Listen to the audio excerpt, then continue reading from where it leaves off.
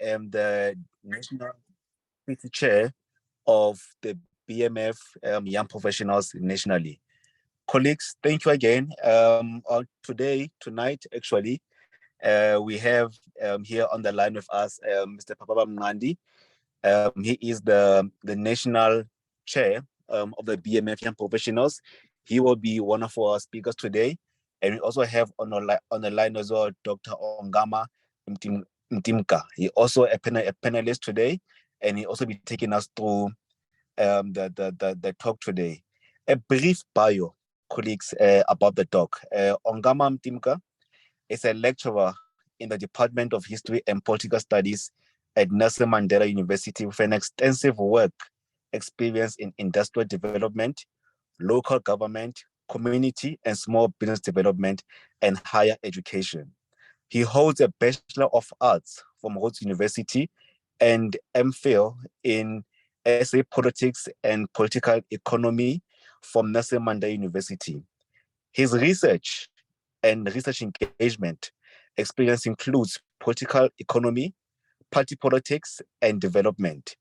Ongama is the chairperson of the Emerging Academics Research Committee of South Africa Association of Politics Studies, and we would also like to congratulate Mr. Ongama, or Doc rather, let me say that, on his recent academic studies, where he's now a doctor, and actually has graduated to that level. I would then, colleagues, love to give the panel, or rather to give the stage to Papama Mngandi, the Young Professionals National Chair. Thank you, colleagues. Thank you, Chair. Over to you. Thank you, Chairman. Thank you for your time, and thank you for opening the session. Good evening, colleagues. I know that there are people who are still joining. I'm joining you from South Africa, where we have an electricity minister, and I am unfortunately in the dark, so I'm not going to keep my camera on, but this is proof of life, all the way from East London, or Kukompo. Thank you all for joining us. It's a special evening in the YP for two reasons. Obviously, it's great to have Dr. Ongama Mtimka back here with us. I laugh because the last time we had Dr. Ongama on a YP engagement was under lockdown, COVID lockdown. So it's great to be here. We had technical glitches back then, but I'm sure we won't have them tonight. And I almost want to say we can continue where we left off, Doc, in terms of the discussion that we were having so many years ago. It's just as relevant today. But also, sadly, I wanted to take this moment to pay tribute to one of our good colleagues and friends, and in the young professionals, who has sadly passed on, Miss Yamkela Njingolo, who I've had the privilege of serving with in the young professionals. It's really sad that she can't be here. It's such a seminal moment along that journey. We hope she really will rest in peace, and I'm certain that wherever she is, she's causing havoc as she did when she walked the earth. I'm going to ask Umamelo to just flight a quick tribute slide that we had put together in memory of Yamkela, who will be laid to rest in East London on the 22nd of this month. Mamelo, could you kindly share the video?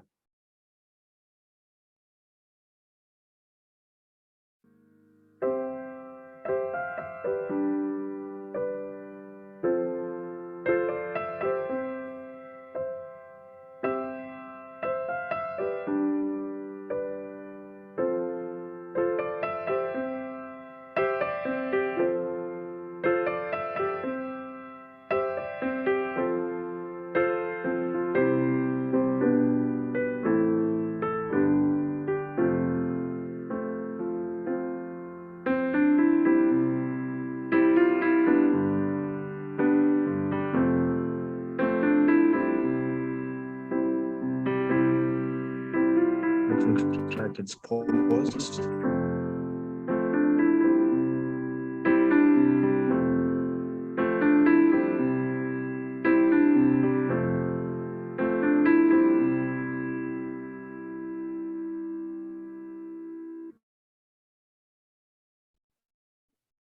Yeah, thank you very much, Mamelo, for that. May Yamkela's eternal soul rest in peace. Dr.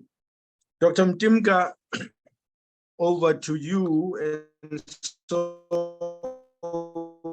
I wanted to lead into our discussion this evening, the state of South African forums, with two perhaps departure points. And perhaps the most recent one in the national psyche is a piece penned by Ntate Joel Nechitenze in the City Press on the 3rd of April, titled, "So What Exactly is Black Excellence?" And I think this is such an important piece and a reflection piece for where we are, even as an organization like the BMF, always needing to be cognizant of what surrounds us and the shifting landscape that we operate in. But there are two key areas that he highlights in this text. He says, when we talk about reconstruction and recovery, we tend to focus on the economy of the internal metropolis at the expense of the internal colony. We underplay low-end manufacturing, land programs, support for micro and informal enterprises, and other such programs that would absorb the majority of the unemployed who are unskilled and semi-skilled. The other interesting part for me, which perhaps draws closer to home, is what he calls the last hope in his thesis of 6 points, where he talks about the conscious promotion of strategic thinking, discourse, and praxis within specifically the Black community. And he asks, are we supporting cutting-edge research through progressive think tanks, emphasis on think tanks? No nation has succeeded without nurturing strategic research and a science-based approach to social change, emphasis on social change. He says, philanthropy on bricks and mortar is absolutely necessary, but we dare to not forget the think industry. And if we do that at our own peril. Now, I'm going to end off by linking this to a piece that some writings I came across in the BMF Black Management Forum organizational magazine when BMF turned 20. That would have been 27 years ago today, when BMF, which is 47 today, would have turned 20. And the first one comes from Tate Lot Ndlovu, the late Lot Matuke Ndlovu, who says, the BMF celebrates its 20th anniversary with pride and against the backdrop of an unfulfilled objective. It celebrates with the glorious hope that the next 20 years, I suppose 6 years ago from where we are now, will represent the fruition of a dream to grow the number of Black managers and corporations 20-fold, and the creation of a new environment where if a Black CEO takes charge of a multi-million, formerly white-owned corporation, this will not be regarded as a novelty. It is only the achievement of this dream which can render the BMF redundant and represent the end of a battle which has just begun.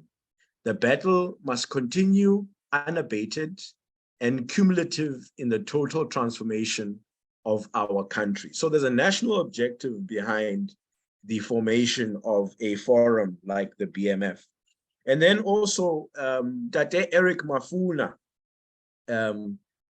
talks about things that I call the 3 irritations. This is always my favorite text in the BMF, where he talks about, we organized our first meeting in 1975 for me, the need arose out of some very irritating situations, what I call the irritations, that did not occur together, but planted in my mind the seeds that would lead to the establishment of the BMF. Irritation number one. As young managers, we used to associate with white people who were either business associates or friends.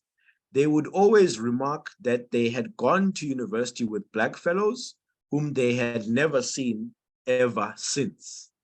Secondly, irritation number two. As a researcher, I used to speak to ordinary black people who said university-educated blacks were a problem. They returned back from universities and went straight into the shebeens, speaking big English and showing nothing for their education. An angry young man myself, this bothered me immensely.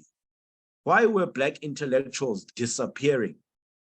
Also, blacks in leadership positions had nothing of their own ownership. This is why they ended up competing for center of attraction with ordinary people in shebeens, attention seeking. Irritation number three. The third image occurred during the funerals of the victims of the 1976 riots, where I noticed the black people in the informality of these specific funerals were exchanging cards, arranging to meet and to talk about this or the other, which mainly related to the frustrations they were experiencing as an economic minority that was not meant to be South Africa's economic landscape. To this day, the exchange of cards is not followed up. There is still a problem about networking effectively.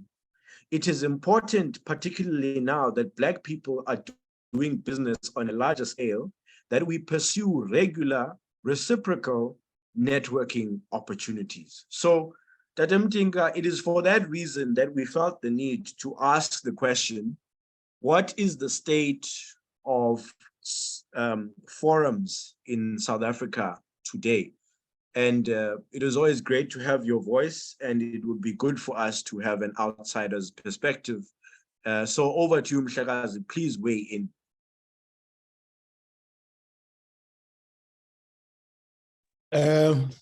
Good evening, everyone, and thank you, Papama, for that outline, and to your colleagues, Avuya, and others that coordinated this session. It's an honor for me to be here. I don't know if I'm going to be able to share my screen. There's nothing much on my slides except you know, just being able to show you what topic I'm addressing at a certain time. If I can, I'd really appreciate it. If not, yeah, I think Mamelo will help. Mamelo will help. Okay. She's still here. So okay, if you're having trouble, just indicate. Thanks. Great. And Great are we recording, Mamelo?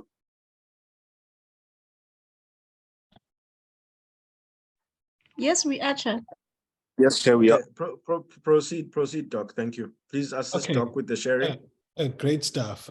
Thanks a lot, colleagues. You've heard earlier on, those of you that have recently joined, my name is Ongama Mtimka. I come from Engmushwa, and I'm based at Gqeberha at Nelson Mandela University. And I'm grateful for this opportunity, and thanks, Papama, for that outline. It's really helping in terms of conditioning, and also, you know, helping one to be able to think through in terms of what I need to talk to today. And in fact, those, I don't know whether you called, the irritations that you mentioned, wow, those were quite good. I know that you acknowledged someone as the source of it. I didn't get the name, but obviously I think maybe you could drop it in the chat for colleagues to be able to follow up. I think that was a good source. So I want to focus on just 4 things, you know, depending on time. One, the political environment or political economic environment that we find ourselves in. which I outline as conditions for social conflict and who the parties to the conflict are. Then talk about representative organizations and interest groups. So forums for us in political science fall under a broad theme of interest groups. And then I want to give examples from my PhD, which is the construction sector. And my major is journalism and politics. So the journalist in me doesn't ever want to speak anywhere without addressing the question, so what? So in that so what, I talk about value creation and innovation to enable agency. And I think it's going to come back to your point about irritations and what those are currently, and how do organizations that play in the space, that is the forums, adapt to ensure that they respond to the one, they understand the irritations of today, and two, they are enabling responses to those. Let me start with the conditions for social conflict and the parties to the conflict. I wish I could present data to you here. In some other slides that I have when I do corporate presentations, I've got that data, but I mean, it's data that is not research I've done per se, but consolidation of research that's been done by Stats SA, among others.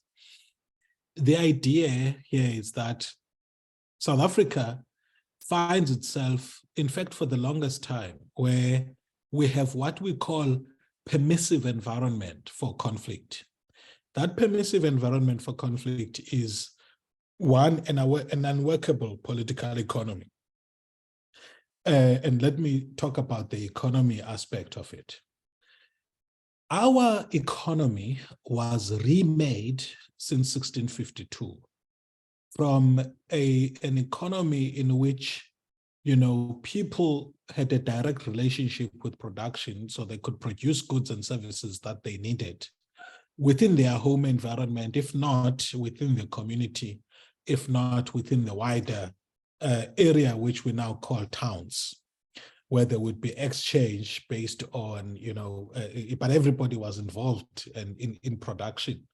And I produce things, and then if I don't have enough, I exchange with my neighbor in the community.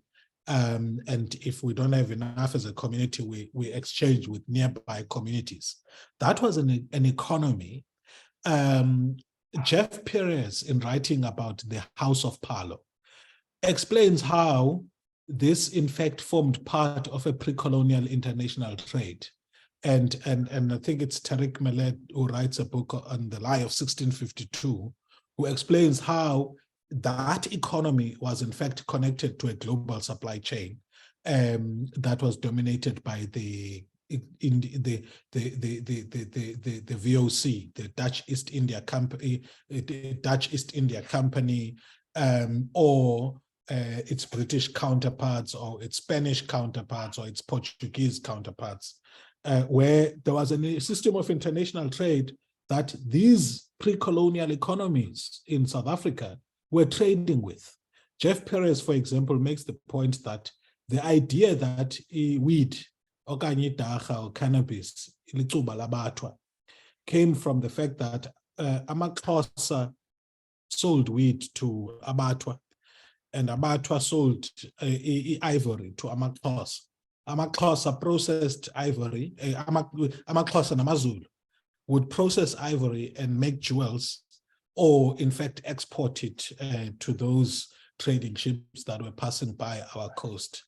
Tariq Millet in the Lie of 1652 shows us that, in fact, that trade also went as far as fresh produce in the Cape of Good Hope before Jan van Riebeeck decided to establish a trading post in this area. So the reason why I'm mentioning this economy that was domestic and was trading, and how it went as far as exporting to merchants, is to show that What happened since 1652, the erosion of that economy in order to remake Black people to become slave laborers or slaves initially, so the Black people, whether they were Xhosa or Khoi, to be enslaved first and then to be laborers, was a direct attack on an economy. Fast forward by the late, by the early 70s, structural unemployment had become a reality in the country. In terms of that, you had an economy where first Black people were grafted into the economy as mass cheap labor, and there were color bar legislation that prevented their upward mobility in the marketplace. And as a result of that, they formed part of the working class up until, say, the 70s.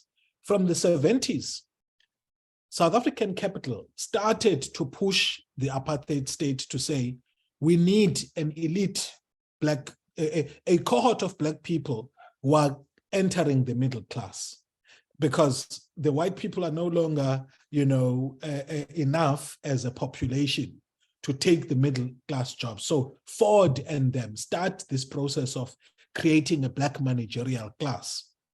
Because the economy was demanding more skilled Black labor, whereas initially it required a cheap Black docile labor and at a level of general workers. So the idea that there has been a skills mismatch in our economy has been apparent since the early 1970s throughout up until now, where we've got structural unemployment, where the skills that the economy needs are, a lot less proliferated or less available than the population can be able to respond, to that labor demand. Now that created a situation in which, or in fact perpetuated rather than created, a situation in which Black people are gazing into middle class status from the outside in. But since 1994, the demographics of the managerial class and the professional class have been changing, thanks to employment equity. But as you colleagues know, the rate at which that change is happening in the private sector is not as rapid as we have seen in the public sector. And you've got the data for that. I'm sure, Papama, you can distribute to the people who have registered to attend. So that's the reality. So the problems of unemployment, inequality, and poverty have been exacerbated in the democratic period. And we saw that in the first few, up until 2002, for example, when we started to measure whether the growth that we were seeing, having reversed the stagnation since the early 70s, was actually creating jobs and ending poverty.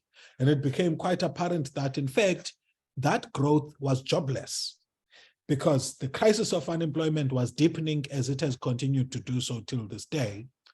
And also poverty was deepening until extreme poverty started to decline as a result of government policy. So the bottom line is that we've seen Stats SA start to track a section of the population they call neither in employment, education, nor training, the NEET. That is important for this reason. The ANC last year introduced in its discussion documents a debate about the lumpen proletariat. The lumpen proletariat, according to Karl Marx, was the spare population in urban centers. They have lost the land, they've urbanized, but once they've urbanized, they cannot find meaningful employment in the urban centers. And as a result of that, they join what Karl Marx called the dangerous classes. Dangerous in the sense that these are people who were finding alternative means of living. So, for example, he uses the word prostitutes. We know the politically correct word is sex workers. The tsotsis, the drug lords, the drug pushers, and all of these groups who cannot find meaningful employment, but have urbanized, so they cannot survive off the land. So they are in the urban centers, and they form part of the dangerous classes. And it's the ticking time bomb thesis in earlier iterations by Thabo Mbeki, among others. So we find ourselves in South Africa where we have murder rates, for example, that mirror countries in conflict, in full-blown civil wars, the murder rates in this country. So we've got permissive environment for conflict. Who are the parties to this conflict? The parties to this conflict previously used to be black and white, but now it's the mass of the unemployed. And in fact, there's a graph which I show in my other slides where it shows that the share of education in terms of unemployment is higher the less one is educated. So those who've got a matric and below are more likely to be unemployed and poor compared to those who've got post-matric qualification. And the population in South Africa that's got post-matric qualification and therefore are employed are roughly 12%. Those who have got degrees, about 6%, right? And those are the ones who've got meaningful employment and constitute the emerging middle class that is threatened from all sides by a rising cost of living. So the parties to the conflict, if you like, are the haves with their middle class counterparts who are a tiny fraction in South Africa, roughly under 10 million people, versus the rest.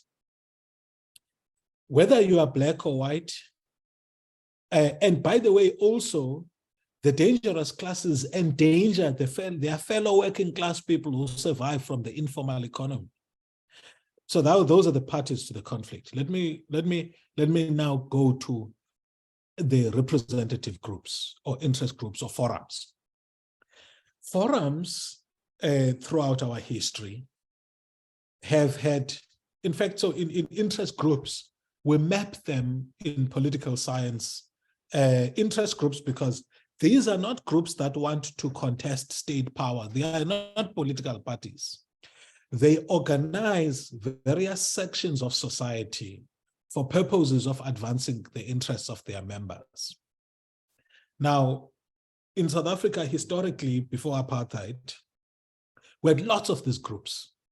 We had groups that were led by the elite with a view to representing the poor, the black sashes of this world, the organizations that coalesced around the United Democratic Front as the organizer. And I mentioned the UEDF because for the first time in South Africa in the late 70s, early 80s, so the strategists who were leading the protests against apartheid recognized that in order to bring lasting opposition to apartheid without threatening the leaders, as had happened under SACU, the South African Congress of Trade Unions, SACTU, as well as the Communist Party, the ANC, and the SACP, which had hierarchical structures and made it possible to attack leaders. And once you attack leaders, you render those organizations useless. The strategists who led the mass-based UDF recognized that they needed a coalition of organizations whose leadership structures was emergent, okay, where you couldn't just nip a particular leadership on the bud and then do away with that struggle, as happened, for example, with the SACP, the ANC, and PAC. Once the leaders had been arrested, there was a lull until the rise of Steve Biko. So the leaders at UDF said, let us have a mass-based a continuum of organizations that are led at certain levels of communities, such that if leaders at a national level have been neutralized, the organizations themselves would continue with various sites of power. Okay, so these are the groups that I'm talking about, these interest groups. In the democratic period, these groups, because policy making had been won or a repressive state had been defeated, they kind of withdrew, and what we were left with are mainly professional organizations that were in search of meaning, not quite, defined in terms of who they represented, and in fact, at many instances, seemingly losing relevance, or people who are in the organizations feeling like they were losing relevance. Because one, there's no longer a repressive state, there are civic liberties, and an impression of a laissez-faire environment or free environment was created, where if you are not succeeding, you are most likely going to question yourself and your skills and competencies rather than group repression. And this has happened with student organizations, with money. So for example, as managers or as professionals, if we are not succeeding, we are more likely going to be looking inward to say, what is it that I'm lacking in skills and competencies, in formal qualifications that I can do to help myself? Whereas previously, we saw common oppression as the organizing principle, which then helped us to rally around organizations, because we had a very clear role for organizations. In the democratic period, organizations have been wanting, because if you want business, go and tender, then you get business. If you want to succeed as a manager, work hard, perform well, attain more education, then you perform. Okay, so because of a facade of victory, organizations have lost relevance. Forums have relatively lost relevance, right? And there's been a process of a search of meaning. So I'm saying, one, we're in an environment in which there's a existing conflict or potential conflict, where you've got big business and the haves in South Africa who own the means of production, living a very comfortable life and getting richer. They are mainly white. Secondly, you've got the emerging Black middle class and their white counterparts, obviously, versus, and they are relatively making it, though they are in debt and are facing student debt, debts of acquiring assets like mortgage, like housing and vehicles and all of those things. They are better off than their poorer counterparts. And then you have the rest of the population, which is close to 50 million people. And the haves constitute 10 million people, roughly. Okay, the haves and the middle class and upper middle class counterparts.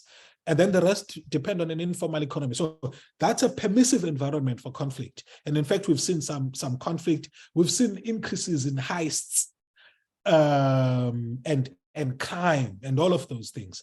Then I'm saying we've got that. Then we've got organizations that have been in search of meaning, thinking that we have won against a repressive regime, and therefore there's no longer need for collective action. And those that remain resilient as organizations are not providing good value to their members. Now, let me explain how this played out in the construction sector. How am I doing on time, by the way? You're still good, Doc. I will let you know when I'm complaining. You're still good. Thanks. Sure. So I've said we've got big business. We've got those that are barely making it. Then we've got the rest. How did this play out in construction? in the construction sector in Nelson Mandela Bay, I must make that point, even though you can extrapolate a lot of the data here and run it, you know, in the whole country. By the way, this comes from my PhD. My PhD, I looked at the political economy of transformation in the construction sector, a critical analysis of the construction, a political economy of transformation in post-apartheid South Africa, a critical analysis of the construction sector since 2005.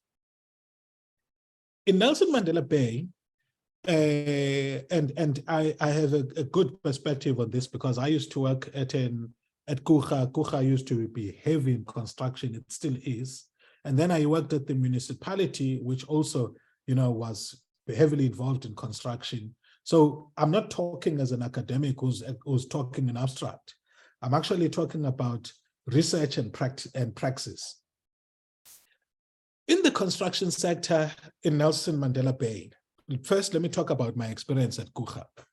At Kucha, we were, you know, corporate activists. And I'm so happy that fresh out of university, I went to work in an organization where lots of young, highly talented and educated Black executives and leaders and staff and interns, everybody was Black. And in fact, Alan Young, a chief financial officer, when he came to Kucha, made the point, hey, I've never seen an organization with such a high concentration of highly educated staff, never mind Black. So this was a mecca of Black excellence, man. We were pushing, and it was exciting to be there. I didn't ask for their permission to say this, but I've put it in a master's treatise, which is there for everybody to read. It's titled, please download and read it, The Kucha Project, Creative Politicking in Post-Apartheid South Africa. What was crucial for me there, the reason I mention it, is that we had this approach. I mean, Kucha had we prescribed higher BEE requirements than even legislation prescribed at the time. In fact, the Black Economic Empowerment was not even an act at the time, it was codes of good practice. And it took a court of law to say, you guys cannot prescribe these big numbers. And then also the first organization to deliberately fight against fronting. It was not uncommon in a procurement process there to say, to go and visit tenderers and say, you say you've got so many Black directors, let's see them. And you find that cleaners have been put in and they don't even know that they have been put in as directors. So it was a corporate political strategy. I learned in practice there. Then the project that I wanted to mention, led by a young Black executive, Bridget Gass, I think she must have been 27, 28 at the time, and Stella Kubashe, obviously with the direction of the chief executive and everybody in the organizational culture of the organization, ran a contractor development program targeting Black people. And the idea there was that to take people with potential and train them, ring fence some work, before that became a problem procurement-wise, ring fence some work and give them a work and ensure that they grow from grades 1 to grade 4 over time. And that was a successful project. It won awards. It was winning awards at Mpumelelo. It was winning awards at, EBWP awards. And then I left there to go and work at the municipality. And I saw how the same project, contractor development program, was being attempted but was failing out of the nexus between this good imperative and politics in this city. Fast forward, then I left the municipality to go and work at Ubuntu in a nonprofit space. I saw in the news one time that contractors had stopped the project in order to demand 30%. And this was around 2012, and this was becoming a phenomenon that was common. I thought, wow, That's interesting. Remember, I'm a political scientist at heart first, even as I was at the time a manager for external relations at Ubuntu, responsible for fundraising. So the political scientist in me was intrigued by this. Wow, here are people, instead of going to tender for a project, they are going to stop a project. And I thought, wow, I never thought that you could use political tactics to get work. I thought, wow, this is an interesting phenomenon that needs to be studied by political scientists who are interested in South Africa's political economy. Because we've mentioned interest groups, we've mentioned economic interest groups. Sorry, my battery is about to die. Let me see if I cannot find my charger. So pardon me as I switch off my video. Yeah, it's okay, Doc. It's okay. So I thought this is something that South African political economy cannot just leave without understanding and probing further. That here are people who are wanting to increase revenue, but in order to increase revenue, they are not using what is a business development or marketing 101. They're using politics and force to say nobody's going to work here until we have 30%. So I went and studied this phenomenon.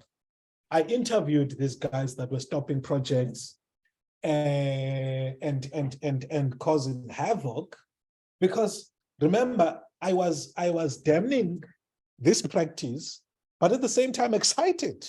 The activist in me and political scientist was excited that to hell with unequal power structures. Here are people who are challenging them, and they're doing so, and they are most likely going to be successful. So I was excited about that, and I studied the phenomenon.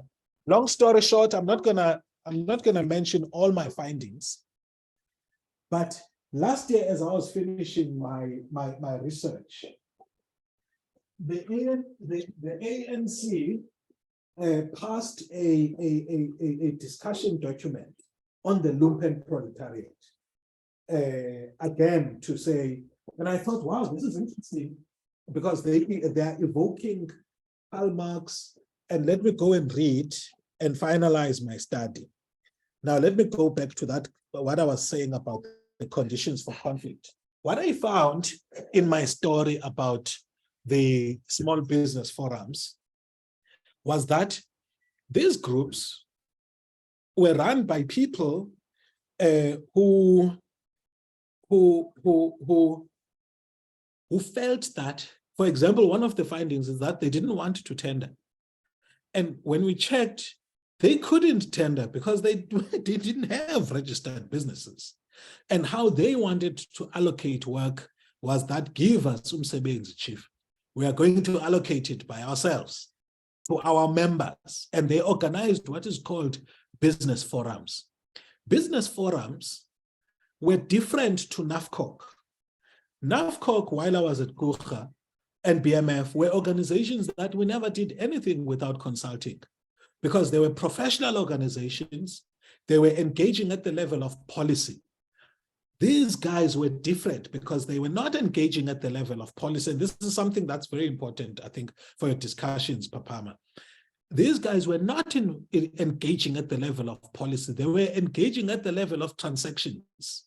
In such and such a tender, give that tender to so-and-so. In such and such a tender, give us 30%. We're going to see ourselves who gets the 30%, who gets a portion of the 30%. And then there were fights about, can people who come from another ward benefit from work being done in another ward? I've explained it. As I was analyzing my data, I realized one thing, and this is something for you to think about. Karl Marx says the lumpen proletariat, sorry, just a sec. Anga, Pizinja Fanin. Sure, Doc, sure. Karl Marx says the lumpen proletariat are the rural people who have lost land and have therefore been forced to urbanize, but they have not been able to find gainful or meaningful employment. And as a result of that, they do what they do. Now, this aspect about the ruralness was interesting because some of the guys who were engaged in this stories and business forums were saying, Suka, even Nababantu who are stopping these projects are not from here. They are from rural areas, Manababantu, who are saying they are the Summer Strand Business Forum and are preventing us who come from the rest of Nelson Mandela Bay from benefiting. These people are renting in Summer Strand. They're not from there. And I had dealt with these guys while we were constructing a residence at university because they had stopped a project there and therefore needed to be given work. And how they wanted the work to be distributed was not that everybody must tender to the main contractor. Give us the work and we will give it. And as I was coding the data, I was like, wow. Interestingly about the lumpen proletariat is that they urbanize with their subjectivity, that is with their sense of self. And therefore, what they are applying here is a principle of injury. In saying we're not going to tender for work, you know, that's the principle of injury. Ask people who come from rural areas. We knew about injury in is going to distribute the meat according to the ranks, the social ranks as a pie. Ugeme, for example, is going to go to Amaklek, elderly people. You're not going to give a particular portions of meat to Idodan. It has to go to Amaklek. You can't give what belongs to Idodan to Abafana, you know, and you can't give to what belongs to Abafana to Amakwala, you know, all of those things. So this distribution mechanism was interesting for me because this is what these guys were saying. Anyway, long story short about the story is that the forums were the rise of those who are not in employment or education or training, asserting themselves against those who had some ability to tender for work because they'd been to school, they've been to building, they've done some building, or they had some in their social network, they were able to form an alliance with somebody who went to school and did building and therefore could tender for work. The point I'm making is that when the social groups that do not have power of either education or something else come into the formal spaces, they want to collapse the systems. That is why we have had, in the post-Polokwane period, an anti-intellectual culture in terms of which some of your members became casualties of a political order that said, to hell with Mfundimani. We want to appoint Umtuwetu in these positions, whether or not they are qualified, we don't care. So many of the members of BMF became casualties of a political order that was grabbed by the lumpen proletariat in every aspect of the word. Because the thing about Uzuma, sorry if you are a fan of his, was this culture of Vulasburg, to hell with qualifications, to hell with what these formal organizations were trying to do. What we're going to do is we're going to put in people based on whether we like them or not. I can speak like this because I worked in organizations that were led by the same ANC. After Polokwane, no less than, say, 5 black executives would say to me, okay, maybe 2, said, look, it's better to go and work in Cape Town under the DA because there I may be suspected of being aligned to the ANC, but I'm given space to do my work. Compared to Nelson Mandela Bay, where I'm being undermined by people who didn't go to school because they've got political power and they issue instructions and in ways that undermine my professional integrity. So the point I'm making is that the same way as it happened in construction, in the political space, there was also a rise of the lumpen, and it appears now that there's been some process of reasserting processes, qualifications. But we don't know how long that's going to last. And in fact, we don't know how true it is beyond national levels. So this conflict has begun to manifest and is affecting the nature of forums during our time, to such an extent that some of the questions that BMF must ask themselves, and I know you guys do help play a role in the pipeline of development of professionals at universities, but other organizations are not. So other organizations have to ask themselves, and in fact, even BMF could ask themselves, is it time to start playing at the level of high schools, where you begin to nurture people who've got desire to achieve post-matric qualifications? Because it is these very same people who form part of the lumpen proletariat and threaten your very same members who work hard and get to be in professional roles, because they then grab political power and frustrate them. If not, they leverage criminal networks to frustrate them. If not, some other activity or another. Anyway, the status of forum, what I wanted to show, is that forums are existing in a rapidly changing environment, in terms of which they have to rethink their value offering. And this is my last point. Now, the so what?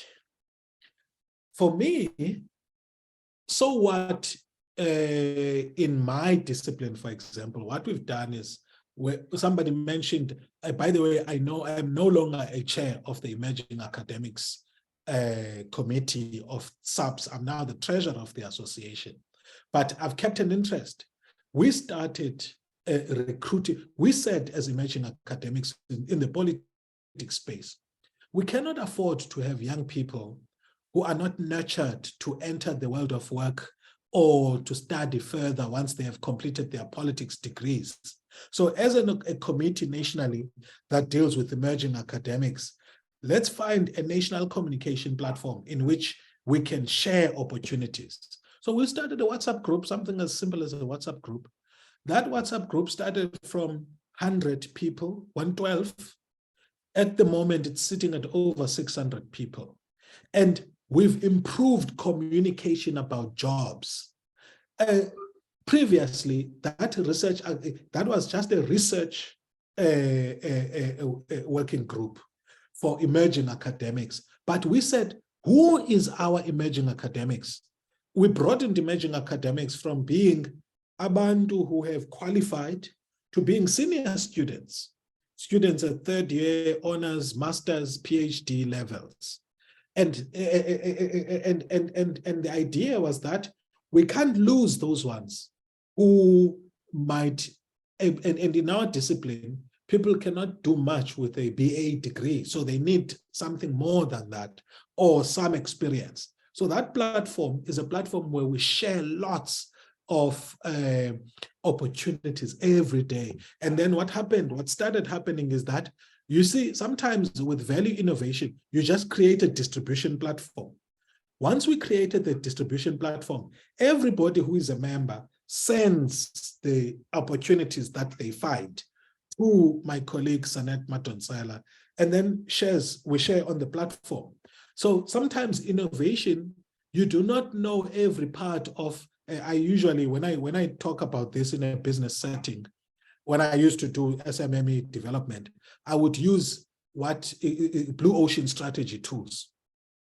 And in Blue Ocean strategy tools, there's the buyer utility map, and which has got buyer experience cycle, as well as the levels at which a consumer derives value from a product, from image to fun to blah, blah, blah, whatever the case may be. So in that framework, you don't have to innovate at every level, at every stage of the buyer experience cycle or the buyer utility levels.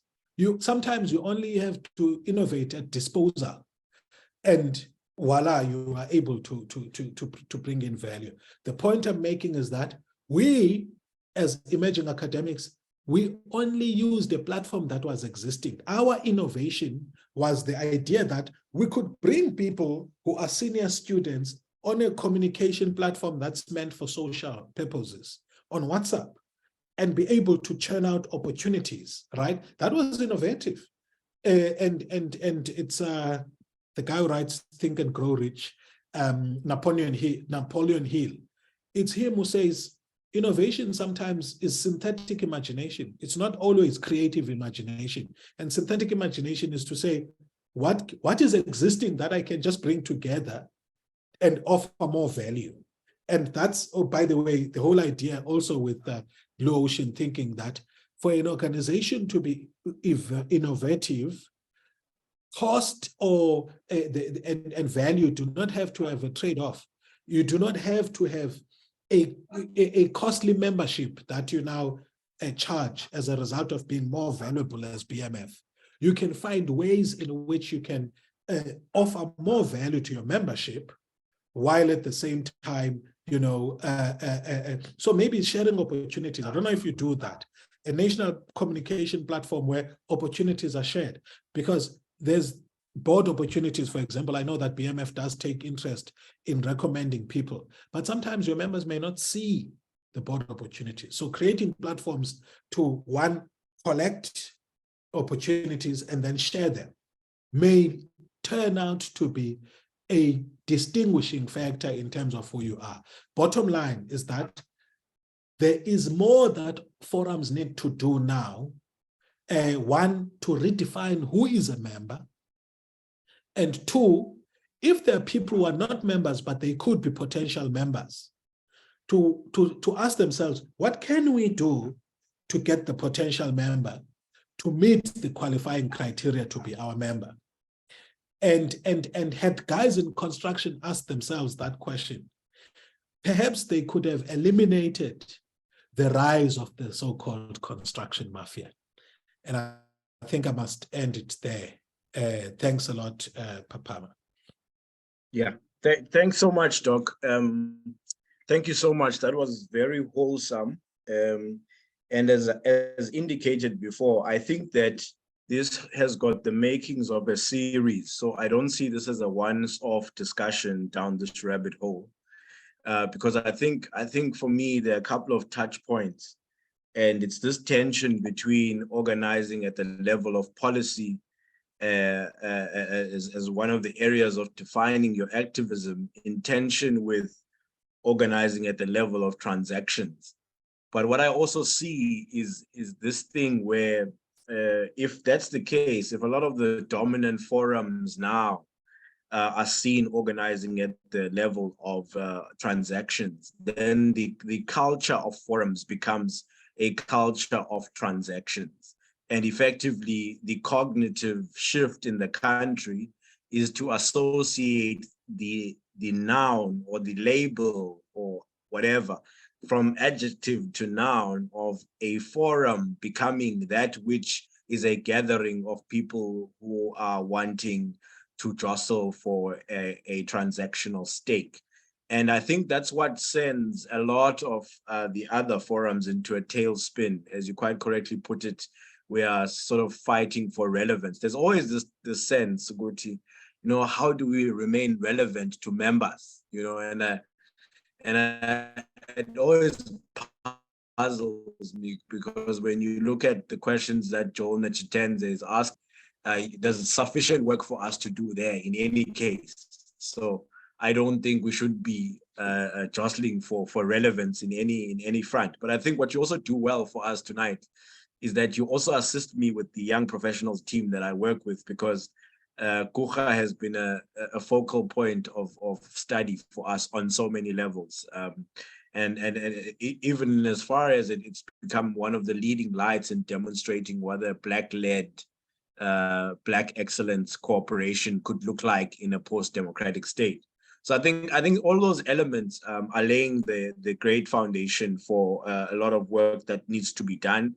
And I'm excited about the horizon that lies ahead. But I am essentially appealing to you that please do not close the channel. We will continue to look for other ways to expand this. into some terrain of intervention. I'm going to open up for questions soon, so that you.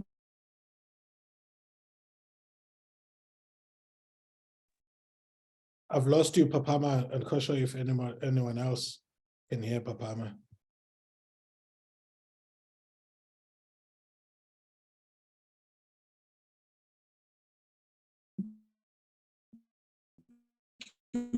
Get that engagement with the people who really came here. But also, there's an interesting article that someone referred me to in the. Can you hear me now? Yes, sir. Okay, so I think that's a sign, Doc, that I was talking too much, but I think I've made my point. So I'm going to open up for questions. I think we'll take hands, Mamelo, because this is really, it's supposed to be an engagement platform as well. You can type in the chat as well if you don't have a particular answer, a question to pose to the talk. And I totally understand, Doc, that you've had to really contextualize your talk in the construction sector, that being that much more visible. But I think if there's until there's a question that comes up, for me, the one that's always interesting, even in the context of the BMF, is that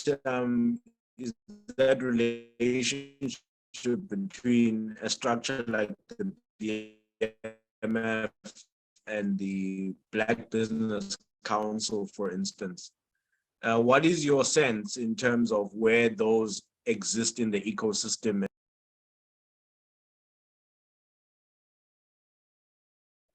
Sure, I didn't hear the last part, but let me attempt to give a view. So those organizations, in my view, should continue to focus on policy and development programs, rather than wanting to catch up with, by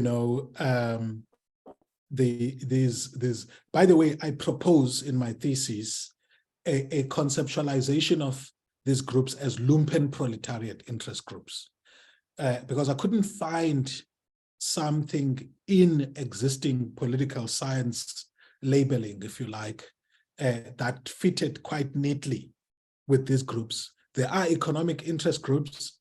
These were sort of economic, but using political tactics. So they didn't fit quite neatly for me. So which is why I was proposing in the thesis this thing about, lumpen proletariat interest groups. But one of the dangers of getting to the level of transactions, Papama, is that the organizations then become elite interested, elite focused. Because once you are dealing with transactions, you then have to deal with the question of who is going to participate. And therein lies the problem.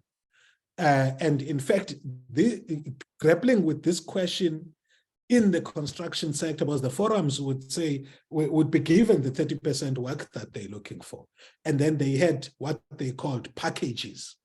They take these packages, are supposed to be given to members, but they ended up being shared by the leadership. As a result of that, if you were a leader, but you were not, first in line, you would break away from the structure to form your own forum.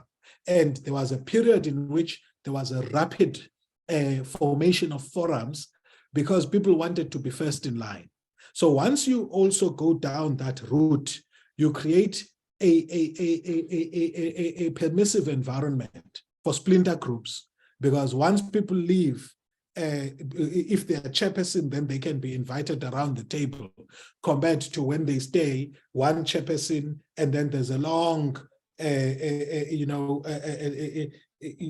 path, that connects people to the food chain, and they may be on a far end compared to the chairperson who may be too close to the processes. So I'm saying that to say, while thinking innovatively about how to offer more value to members is important, the level of transactions should be, to some degree, left at the level of influencing policy to be more democratic, more open, to be less, for there to be less barriers to entry, rather than saying, give us, we will tell you which person must be employed where. Relationships between Black Business Council and Business Forum and Black Management Forum. I think the relationships there have got to be sustained in the sense that Black businesses have got unique demands in terms of skilled labor or unskilled labor, or even senior management. And they are facing unique issues, such as, for example, highly leveraged, balance sheets where you find, in fact, that there's not even a balance sheet, and the business is in debt. And in terms of its approach to recruiting senior skills, it's not as liquid as others, and therefore has got limitations in terms of how far it can go. And also we've seen some companies that are Black-owned, being so operating in cash flow risks to the extent that they wouldn't pay people when they need to pay them. Now, whether it's senior or junior staff. So those, finding ways in which we grapple with those things and engage between employer organizations and senior management organizations are important in order to say, because remember, Black people could only own property in South Africa from the 80s. So many of them still have bonded properties. Some of them may have only started to have properties that they can leverage for loans to be a lot more liquid when they run businesses only recently, compared to their white counterparts who may be able to actually get loans from even the very same government that claims to represent us. And as such, are a lot more competitive. They can hire competent and quality staff because they've got the right loans, they've leveraged their properties, so there are lots of stuff, policy, collaboration, mutual value creation that needs to happen, in my view, between those organizations, and then jointly pursuing policymakers. As I say, at Kucha, part of the organizational culture was also shaped by the continued role that was played by BMF and NAFCOC and PESI, and now the Nelson Mandela Bay Business Chamber. So because an organization is influenced both by its internal and external environment.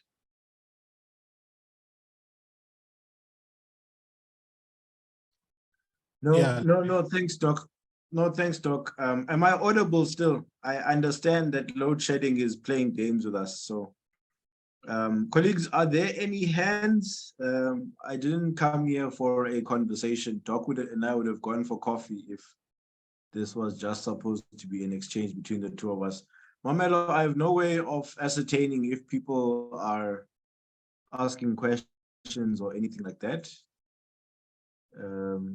But I think while okay, now I'm seeing hands. Okay, can we give Sam, how do I, Sam Galelo, Mamelo, can we allow Sam to? By the way, I hope we're not going to take too many. Yeah. No, we are actually winding down, Doc. We're probably in the last 10 minutes of the session, so should be okay. Sam? Molweni kunjani? Sam Mqadelo from Mthatha. My question is, how do we balance the part of being part of policy making, and also being part of being radical, as I called as a forum sasemakhaya, because le policy making into siyibona ithatha ixesha idilewa by politicians and the administrators zikamasipala. So how do we balance those? That's why a question. Oh, but can yeah, thanks, Sam. Doc, I'm going to allow Ayanda to pose the second question, and then we can over to you. All right, thanks, Chair. I want to speak to the point about the eliteness that you end up having with these organizations, because yes, you are targeting a particular demographic. I suppose for BMF, you are targeting managers because you want to develop managers, but at the risk of then making it very elite. And I've asked these questions on numerous occasions to numerous people, that how do you then actually reach a larger group of people, staying within the confines of what the organization is trying to achieve and its objectives, obviously not wanting to opening it up to everybody because your objectives are particular to whatever it is that the organization is trying to achieve. But how do you move away from this very eliteness? Because all of these organizations are quite elite. Your BMFs, your BBCs, your International Women's Forum, they're quite elite. And my concern is that the people who are already in the BMF and the people who are already able to access the BMF already have so many opportunities. It's almost as if the BMF shouldn't be for them, because in the very nature of where they are in their careers, in the very nature of where they are in society, they have opportunities already. So I'm just trying to find a solution as to how do you get away from the very eliteness of these organizations, but also not trying to open it up to just everybody. So that's my question. Yeah, scope definition. Thanks, Ayanda. Doc, over to you. Let me start with Ayanda's question. It's easier. It is complex from a it's an important strategic question. So for me there, I guess you started, Papama, when you say scope redefinition. The question, Ayanda, and I hope that you guys, when you have a stretch session, you actually grapple with that. And I like what you said at the end, that the group that you target already has access to opportunities, lots of opportunities. So when we faced a similar exercise at the Emerging Academics platform within the South African Association of Political Studies, we said, can we define all the possible members that could benefit from what an association of politics is about? And we said, it's graduates of politics, right? And previously, it had just been those graduates of politics who had only chosen to the academic path, to say, we want to be academics, we are going to be here. So those graduates, you could find them in academic institutions, hence we called it emerging academics. But we then began to ask ourselves, but how many of us, like me, for example, I still wanted to be an academic, but I couldn't afford to continue to study and not work. So my development track was go get your first degree and then leave, and then do your postgraduate studies while you are a professional. Under the scope that was defined for an emerging academics research committee, I would not have been reached until we started asking the strategic question, what do we ought to do, rather than what are we doing, a positive question. We asked a normative question. If an organization that was placed in a position like ours was to create value, what else can it do? And all of a sudden we realized, oh, wow, politics graduates who have gone on to the world of work are in fact also potential emerging academics, as well as people who are working for research institutions, but outside of universities, and people who are our graduates, but are working in banking. Because we have a lot of people who are in infrastructure finance, and their background is politics, and they went into banking via the path of corporate affairs. They were good in producing reports, then they got roped into deal making, and all of a sudden they are financiers. So we had to think about that. Then the issue became, who do we prioritize? Do we have waiting? Must we stop supporting certain people and support others? And by the way, again, going back to the Blue Ocean strategy tools, there's the 4 actions framework, I think 4 actions framework, 4 pathways, whatever the case may be, where we begin to ask questions like, what is it that we take for granted that we need to cut? What is it that the industry thinks is not needed, but we should add? So I'm not providing an answer when Asanda, but I'm saying the answer lies in us probing, asking those questions. Only when we do can we realize, oh, maybe BMF should actually go, we've been at the level of the managerial class. Let's strengthen more presence in universities. Or let's look at how we can influence internship programs and make sure that they become quality internship programs that give us a managerial class. So you go a level lower than the one you are targeting, but that can't be a rocket scientific answer. It has to be a question that's an outcome of a strategic reflection process, where what it's going to be is an outcome of process rather than rocket science. Then the more, I guess, by the way, both questions were challenging. Sam, very interesting one, Tata. You're quite right. And by the way, this is what differentiates pragmatism versus idealism. There's a view that we must first wait for a revolution, then equality will be there. Some people say, no, you can actually capture certain processes and transform those processes in a minuscule way, and then keep fighting for the revolution to change the structure for whenever it does change. I see the debate between policy and transaction to be that debate. I'm not by any means, and that's why in my thesis, I hardly use the word construction mafia to refer to these groups that I've studied, precisely because I understand there's a space for fighting at the level of transactions, even as you push at the level of policy.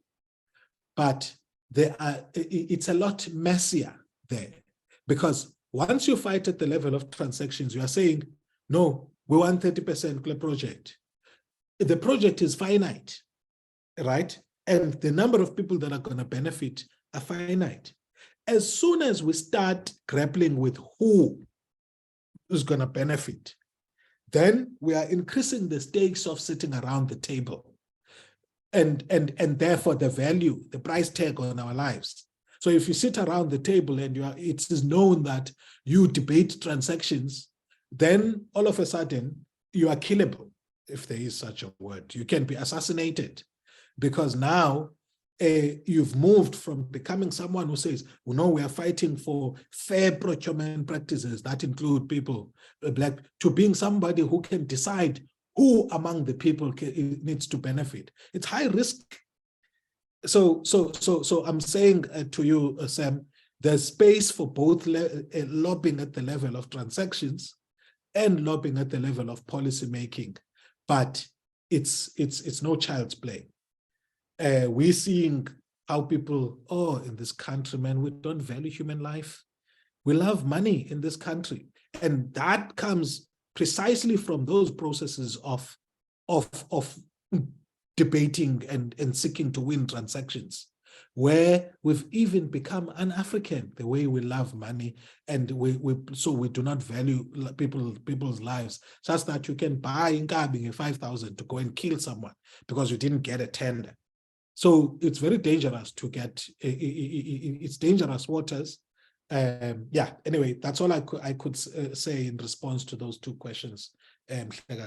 As an academic, Yeah, I know it does frustrate people when we don't give answers. In fact, I was speaking at an event with fund managers recently, and they say to me, look, bro, you've got to make a call.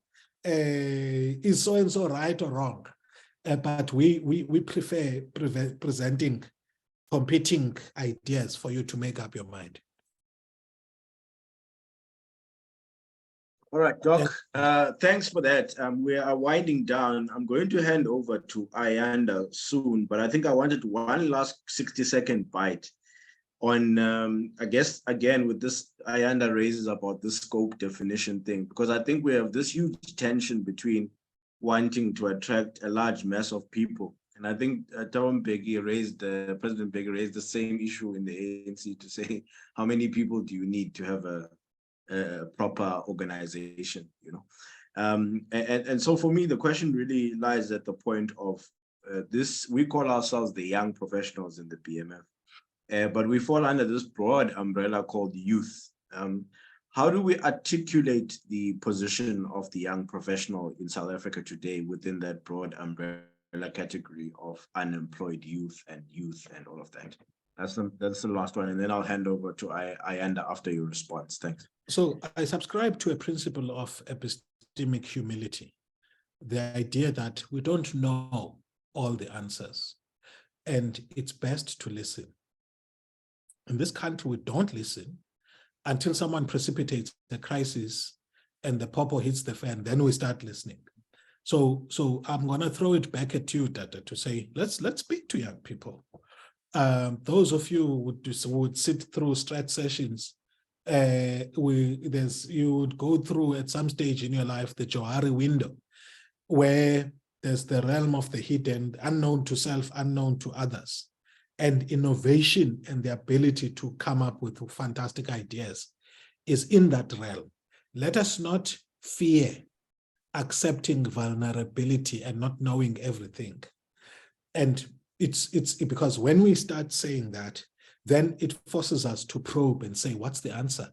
And in the process of searching for the answer, we come up with great solutions. So let me not answer that question. Let me invite you to say, let's do the research. Let's speak to specific groups of young people. To what do you want? And when we can anticipate some things, but let's go test with them. And lest we do what government has done, where they deliver solutions to communities, people burn them down because they feel like this is not what they would have wanted. Lastly, for example, I was doing research in the Gocha area, and I was surprised at how much people rank lack of recreation as one of the ways in which they are experiencing extreme poverty. I was shocked because as developmental elites, we think that come with this, that, and the other, only to find that in a particular community, people just want to be able to be kids and play. Or those who are elderly, they just want to be able to play. And if you look at other communities, I mean, if you look at, it's mainly the white community. People that I play golf with, who are in their 70s and 80s, they're still playing. And then we are shocked when, and so recreation is an interesting need that people have. So in one community, you may find that the answer for young people is sports equipment. And you go to another, you find that no, it's meaningful employment opportunities. You go to another, it's something else. Yeah, thank you. Yeah, thank you so much, Doc. Ayanda is our Young Professionals Chair for Gauteng. Yeah. Okay, thanks. Thank you, Chair. Mine is really quick. I'm here to thank everybody who joined us tonight in our initiative. Sorry, I'm distracted now because somebody at work is sending me emails at 7:30. Nonetheless, firstly, I'd like to thank you, Doc, for coming and gracing us with your presence. Thank you for your time. Thank you very much for pouring into us as young professionals and giving us some insights that I think we really needed to know.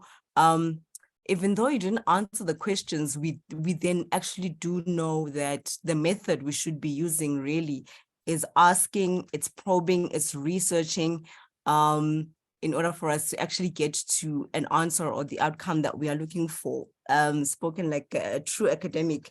Thank you so much for your time, and thank you so much for giving all of that to us tonight. And then I would like to thank our National YP Chairperson, Papama.